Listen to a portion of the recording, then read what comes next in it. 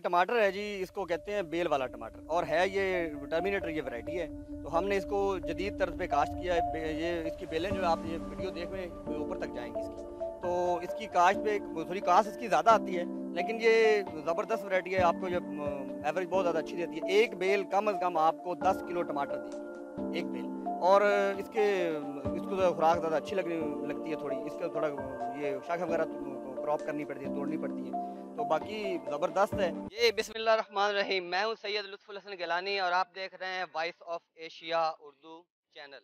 तो जिन दोस्तों ने अभी तक हमारे चैनल को सब्सक्राइब नहीं किया वो हमारे चैनल को सब्सक्राइब करें ताकि आने वाली इन्फॉर्मेटिव वीडियो को बआसानी मिल सके। आज हम टमाटर की फसल में मौजूद हैं, हमारे साथ तैयब साहब मौजूद हैं।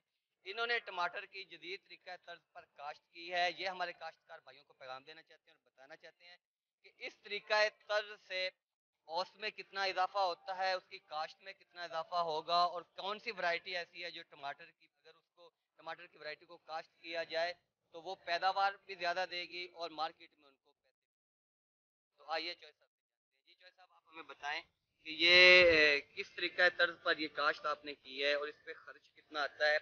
हमारे तमाम जो हमारे काश्तकार भाई हैं, कम औसत वाले हैं, जिनके पास वसाइल कम है, उनके लिए आप ये पैगाम दें हमारे चैनल के ज़रिए से ताकि वो इस वीडियो को देखें और आपका जो तजर्बा है उससे वो मुस्तफ़ीद हो सके। जी, ये तकरीबन इसकी एवरेज कास्ट जो होती है ना हमारे पहली दफ़ा आपको ज़्यादा कास्ट आती है, तकरीबन 2 लाख एक्स्ट्रा। ये जो बांस होती है और तार, अगले साल से ये आपकी कास्ट कम हो जाती है। तकरीबन ये 1 एकड़ का खर्चा आ जाता है 2 लाख, 2 लाख से कम भी कर सकते हैं। तो बाकी ये है कि फार्मिंग बहुत मज़े की है, ज़बरदस्त है। मुझे उसका शौक है, मैं तो शौक से कर रहा हूँ, तो करनी चाहिए। इसमें जो इसके एक्सपेंसेस हैं क्या वो फसल के बाद वो पूरे हो जाते हैं? काश्तकार जो मुतवस्सित तबके का काश्तकार है वो उसको मैनेज कर लेता है अगर वो इस तरीका तर्ज पर काश्त करे। इसका साहब मेरा मानना ये है कि ये जो बेल वाला टमाटर है ना, अगर ये आप अच्छी तरह से काश्त करें, इसकी एवरेज अगर आप अच्छी लें, ये आपको नुकसान नहीं देगा। ये अगर जितना भी कम रेट हो, ये कम अज कम अपने एक्सपेंसिव तो सारे निकाल, वो आपको थोड़ी बहुत अगर ये अच्छा रेट अच्छा मिल जाए तो फिर तो ये आप डबल ट्रिपल भी निकाल सकते हैं। और ये कितने अरसे में तैयार हो जाती है इस तरीके तर्ज पर? ये तकरीबन 8 माह की फसल है। अगर आप करें इसके अगर इस इंक्लूड करें इसमें अगर आप इसकी जो नर्सरी काश्त है तो तकरीबन 8 माह है। वैसे ये 6 माह की फसल है। आप जो नर्सरी होती है वो तो आपको अलग किसी जगह पे काश्त करनी पड़ती है, वो ट्रे होते हैं, ट्रेयों में काश्त होती है। आपने माशाल्लाह एमबीए किया हुआ है और आपने कोई जॉब क्यों नहीं की? और ये मेरा खानदान फार्मिंग कर रहा है और मुझे भी इसका शौक था। मेरा एक टीचर एंटरप्रेन्योर का था, उसने हमें मोटिवेट किया कि आप अपना कोई बिजनेस एंटरप्रेन्योर के तौर पे अपना बिजनेस।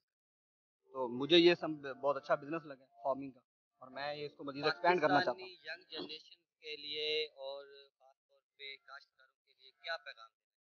मेरा तमाम उन लोगों के पास जिनके पास मदूद वसाइल हैं उनके लिए मशवरा है, वो फार्मिंग करें, ये टमाटो फार्मिंग करें या चिली की फार्मिंग करें, ज़बरदस्त किस्म की है।